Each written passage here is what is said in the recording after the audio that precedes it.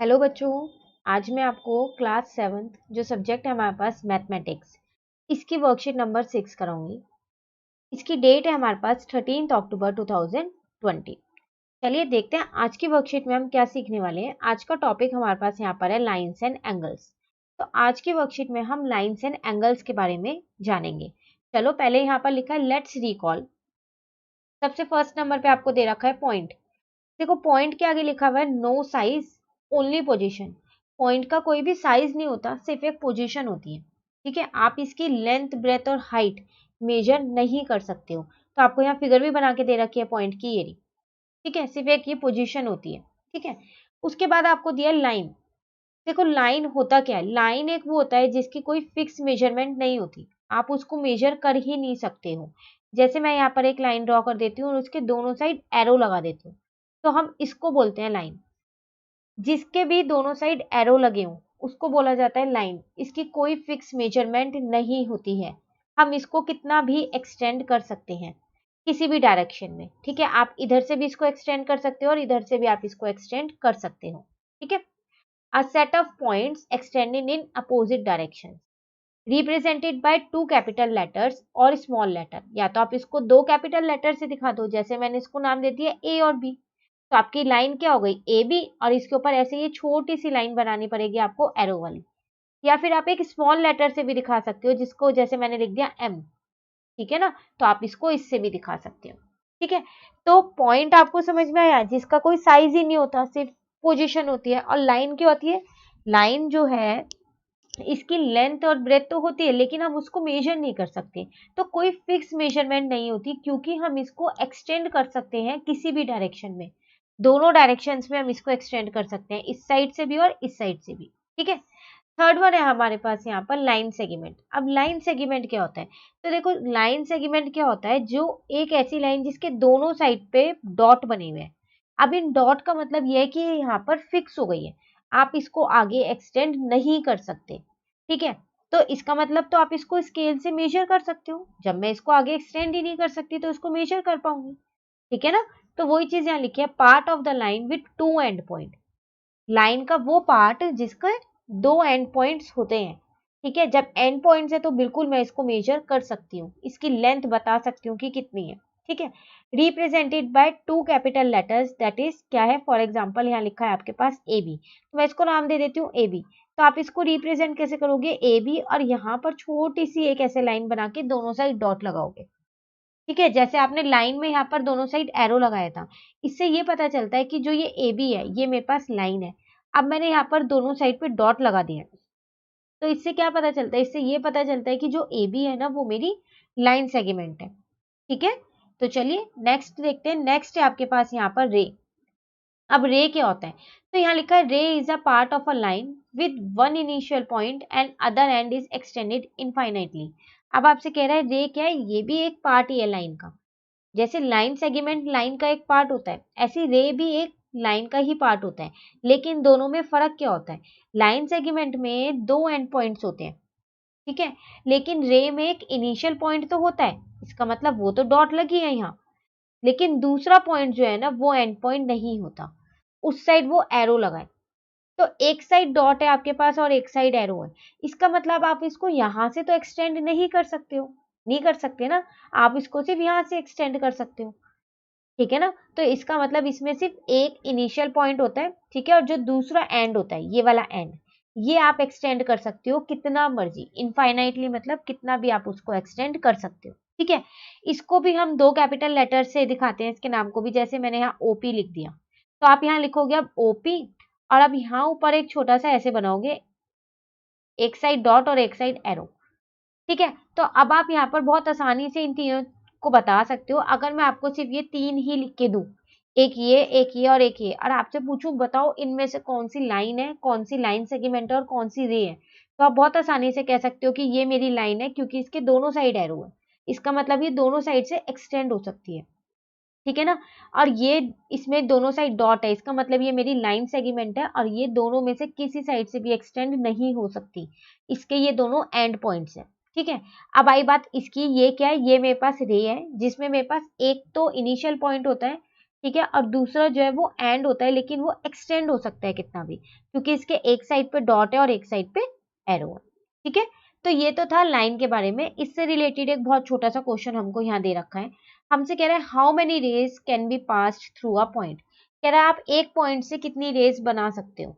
तो अगर मैं यहाँ पर एक पॉइंट ले लूं तो कितनी रे बन सकती है इससे, 1 2 3 4 5 6, ऐसे तो मैं कितनी भी बना सकती हूँ, 7 8, कितनी भी बन सकती है ना। तो इसका आंसर हमारे पास क्या होगा, इनफाइनाइट। इसका मतलब हम एक पॉइंट से इनफाइनाइट रेज बना सकते हैं। ठीक है, बहुत सारी, जिनको हम गिन भी नहीं सकते। ठीक है ना, ये तो था हमारा लाइन का कंसेप्ट। चलिए अब हम देखते हैं कि एंगल क्या है हमारे पास। यहाँ पर लिखा है angle, an angle is a figure formed by two rays are called arms of the angle. कह रहा है एंगल क्या है, एक वो फिगर है जो दो रे से बनती है। ठीक है, और वो क्या होते हैं, एंगल के आर्म्स होते हैं, मतलब उसकी साइड्स होती हैं।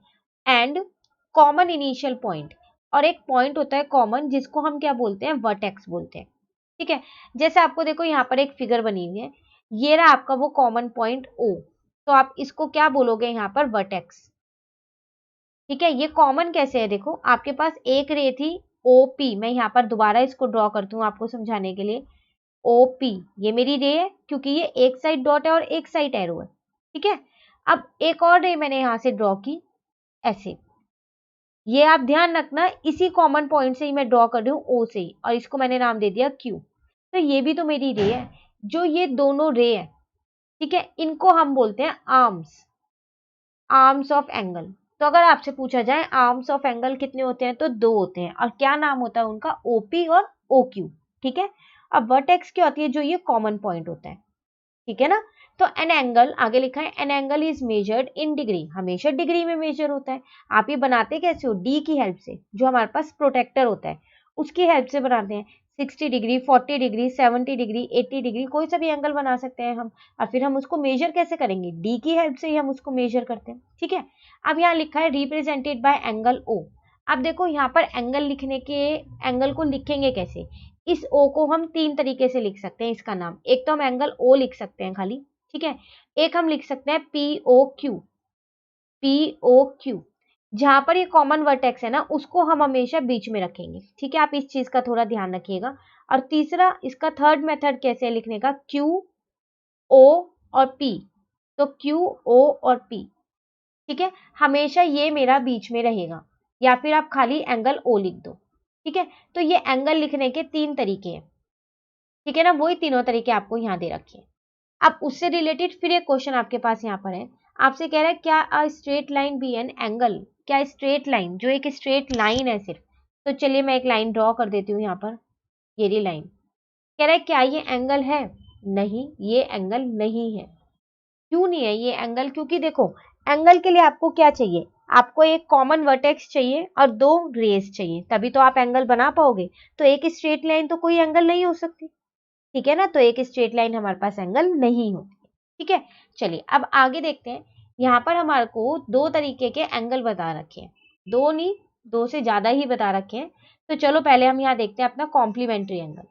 देखो कॉम्प्लीमेंट्री एंगल वो एंगल होता है जब भी हम किसी भी 2 एंगल्स को जोड़ दें, मतलब उनका सम कर दें, तो हमारा 90 आना चाहिए। हम उन एंगल्स को बोलते हैं कॉम्प्लीमेंट्री एंगल। जैसे मैं आपको एक एग्जांपल यहाँ पर देती हूँ कॉम्प्लीमेंट्री एंगल का। मेरे पास 2 एंगल है, एक 40 डिग्री का है, ठीक है, और एक दूसरा कौन सा लूँ, एक 50 डिग्री का ले लेती हूँ। ठीक है, तो अब जब आप इन दोनों को जोड़ोगे तो आपका 90 डिग्री आएगा, आएगा नहीं आएगा। तो वो 90 डिग्री, इसका मतलब ये वाले जो दोनों एंगल थे ना, ये आपके कौन से एंगल्स हैं, कॉम्प्लीमेंट्री एंगल्स हैं। ठीक है, जरूरी नहीं है 40 और 60 हो, 50 हो, आप 60 और 30 भी ले सकते हो, 70 और 20 भी ले सकते हो, कोई सा भी पेयर ले सकते हो। लेकिन अगर आप जब उन्हें जोड़ो तो अगर 90 आ रहा है तो ही वो कॉम्प्लीमेंट्री एंगल है, वरना वो कॉम्प्लीमेंट्री एंगल्स नहीं है। ठीक है, तो 2 एंगल जिनको जोड़ने के बाद 90 डिग्री आए, हम उनको क्या बोलते हैं, कॉम्प्लीमेंट्री एंगल्स। ठीक है, उसके बाद हमारे पास यहाँ पर नेक्स्ट दे रखा है सप्लीमेंट्री एंगल। अब सप्लीमेंट्री एंगल क्या है, तो सप्लीमेंट्री एंगल क्या होता है, सेम कॉम्प्लीमेंट्री की तरह ही है, बस यहाँ पर 90 की जगह 180 है। इसका मतलब अब जब आप 2 एंगल्स को जोड़ो तो आपका सम कितना आना चाहिए, 180। अगर 180 आ रहा है तो वो सप्लीमेंट्री एंगल है, और अगर 90 डिग्री आ रहा है तो वो कॉम्प्लीमेंट्री एंगल है। ठीक है ना। तो अगर मैं आपसे बोलूं कि सप्लीमेंट्री के एग्जाम्पल सोचो तो हम क्या एग्जाम्पल लिख सकते हैं? मैं 100 + 80 डिग्री लिख सकती हूँ, दोनों को जोड़ूंगी तो मेरा 180 आएगा, ठीक है ना। उसके बाद मैं 90 + 90 भी तो लिख सकती हूँ, वो भी तो मेरा 180 होता है। 120 + 60 डिग्री भी लिख सकती हूँ, वो भी मेरा 180 होता है। तो आप कोई से भी दो एंगल्स को जोड़ सकती हो, बस उनका सम अगर 180 आ रहा है तो वो सप्लीमेंट्री है, और अगर 90 डिग्री आ रहा है तो वो कॉम्प्लीमेंट्री है, ठीक है ना। तो चलिए ये वाले दो एंगल्स भी हमारे हो गए। अब आगे देखते हैं, आगे हमारे को लिखा हुआ है यहाँ एडजेसेंट एंगल। ये कौन सा एंगल होता है? Adjacent angles, angles beside each other, लिखा है एंगल्स बिसाइड ईच अदर। देखो एडजेसेंट एंगल को हिंदी में अगर मैं आपको बताऊंगा ना तो वो होता है एक के बाद एक। जैसे यहाँ पर देखते हैं, make one angle between an angle और near to that angle. For example क्या है यहाँ पर, कॉमन आर्म होनी चाहिए, एक एक कॉमन वर्टेक्स होनी चाहिए और नॉन कॉमन आर्म्स होनी चाहिए। देखो जैसे मैंने यहाँ पर, इन्होंने फिगर तो बनाई रखी है, हम उसी से देखते हैं। ये आपके पास एक फिगर बनी हुई है, ठीक है। अब कॉमन क्या चाहिए आपको? वर्टेक्स एक, तो वो ये रही आपके पास कॉमन वर्टेक्स ओ, ठीक है। यहाँ पर आपको दिख रहा है आपके दो एंगल्स बन रहे हैं। कौन कौन से दो एंगल बन रहे हैं? एक तो ये वाला एंगल है जिसका नाम मैं लिख देती हूँ पी ओ आर, ठीक है। एक इस वाले एंगल का नाम मैं लिख देती हूँ आर ओ क्यू, ठीक है। इस वाले का और इस वाले का दोनों का लिख दिया। अब आप इसमें फिगर में ध्यान से देखो, ये तो मेरी कॉमन वर्टेक्स हो गई। तो आप देख रहे हो जो ये वाली जो लाइन ड्रॉ हो रही है, जिसको मैं हाईलाइट कर रही हूँ इस टाइम पे रेड पेन से, ये दोनों एंगल में, इस वाले में भी है और इस वाले में भी है, तो ये हो गई मेरी कॉमन आर्म। अभी हमने किया था एंगल, एक एंगल में दो आर्म होती है, ठीक है ना। दो रेस, जो दो रेस से एंगल बनता है हम उसको ही आर्म बोलते हैं, ठीक है। तो चलो ये मेरी एक कॉमन आर्म मिल गई। तो फिर ये वाली जो है, जो ब्लू पेन की और जो ग्रीन पेन वाली है, ये क्या है? ये है मेरे पास नॉन कॉमन आर्म्स, ठीक है। तो उनको बोलते हैं हम एडजेसेंट एंगल, जिस भी एंगल में एक कॉमन वर्टेक्स हो, एक कॉमन आर्म हो और बाकी जो बची वो नॉन कॉमन आर्म्स होनी चाहिए, ठीक है। दो नॉन कॉमन आर्म्स होनी चाहिए अगर आपके पास दो एंगल्स दे रखे हैं। अगर तीन एंगल है तो फिर उसी हिसाब से देखेंगे, ठीक है। तो यहाँ पर लिखा है हमारे पास angle P O R and angle R O Q are pairs of adjacent angle. तो ये कौन से पेयर हो गए मेरे पास? Adjacent angle. तो अभी तक हमने तीन एंगल सीख लिए हैं, कॉम्प्लीमेंट्री एंगल सीख लिया, सप्लीमेंट्री एंगल सीख लिया और एडजेसेंट एंगल सीख लिया, ठीक है। चलिए आज की क्लास का ये वाला लास्ट देखते हैं कौन सा एंगल है, फिर हम अपने क्वेश्चंस करेंगे। यहाँ पर है मेरे पास लीनियर पेयर। अब लीनियर पेयर क्या है? A linear pair is the pair of adjacent angle whose non common arms are opposite arms. तो देखो कह रहा है जो लीनियर पेयर है वो कौन सा एंगल होता है। देखो अगर मैं इस फिगर में देखूं, आप अपने इस फिगर में देखो, एक तो कॉमन वर्टेक्स होनी चाहिए, वो ये रही मेरी। एक कॉमन आर्म होना चाहिए, वो ये रहा क्यू आर, क्योंकि इस वाले एंगल का नाम है पी ओ आर और इस वाले एंगल का नाम है आर ओ क्यू। तो कॉमन आर्म तो मेरी ये आ गई, जो ये बीच में लाइन है। और ये दोनों मेरी कौन सी नॉन कॉमन आर्म्स है, ये वाली दोनों, ठीक है। तो फिर ये एडजेसेंट एंगल क्यों नहीं है? ये लीनियर पेयर क्यों है?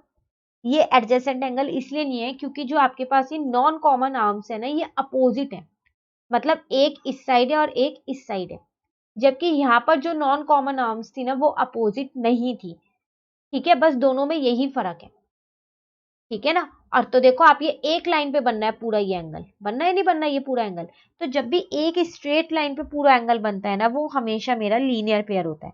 जबकि ये वाले जो दो एंगल है ना, ये एक स्ट्रेट लाइन पे नहीं बन रहे हैं, इसलिए ये मेरे एडजेसेंट एंगल है। तो दोनों में आप कंफ्यूज मत होना, लगभग चीजें सेम है। कॉमन आर्म होनी चाहिए, कॉमन वर्टेक्स होनी चाहिए और नॉन कॉमन आर्म्स होनी चाहिए, तो वो दोनों में ही है। लेकिन लीनियर पेयर में जो नॉन कॉमन आर्म्स होती हैं वो अपोजिट होती हैं, और जो वो एंगल बनाते हैं दोनों, वो एक स्ट्रेट लाइन पे बनता है, ठीक है ना। तो ये था मेरा लीनियर पेयर।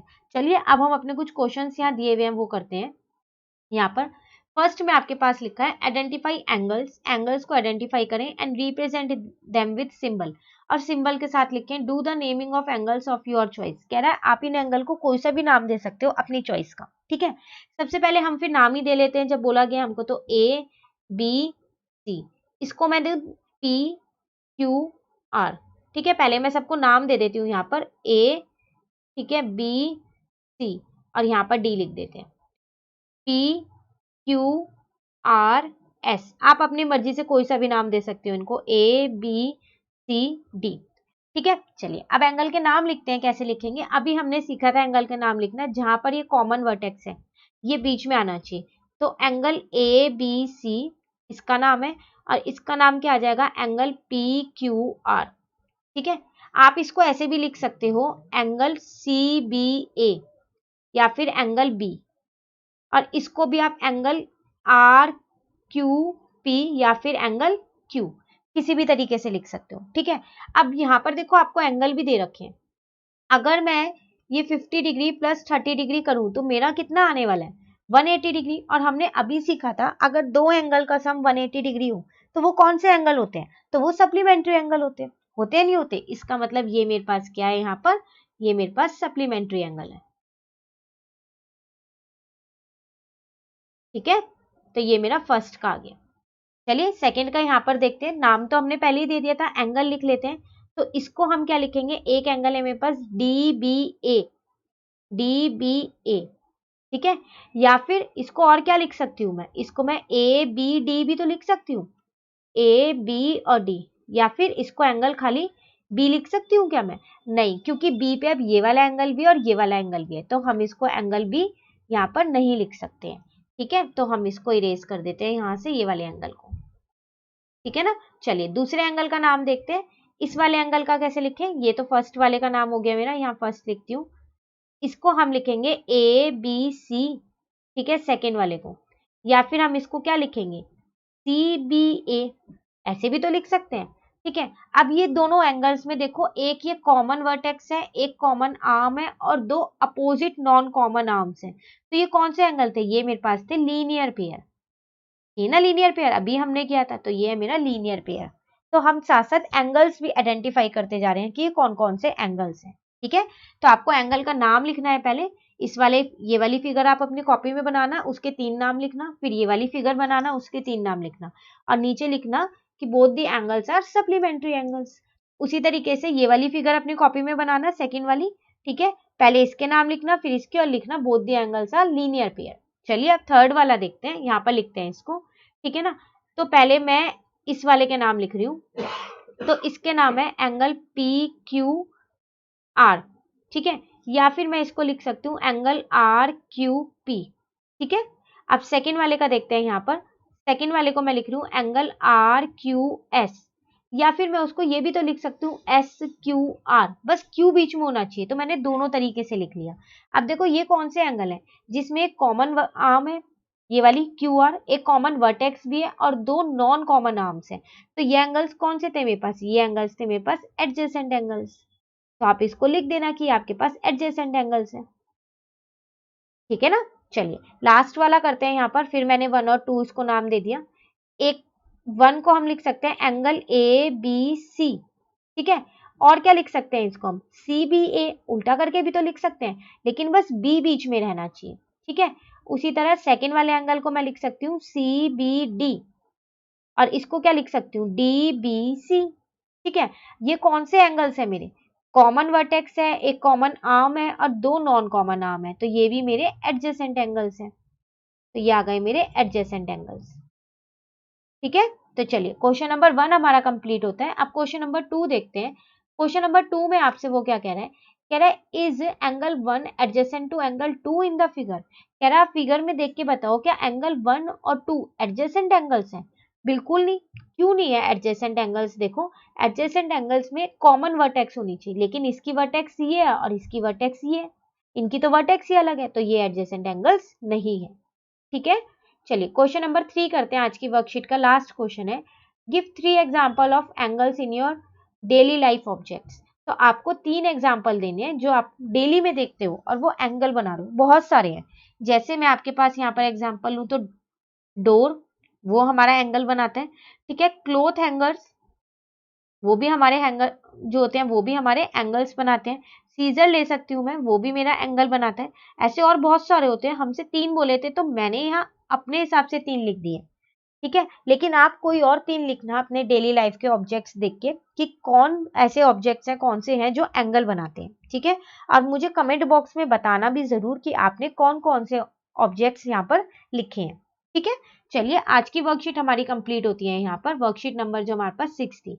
अब वर्कशीट नंबर 7 जो है वो हम अपनी नेक्स्ट वीडियो में करेंगे। ठीक है, तो आपको अगर ये वीडियो अच्छी लगी तो आप इसे लाइक ज़रूर कीजिएगा और मेरे चैनल को सब्सक्राइब कीजिएगा। Thank you.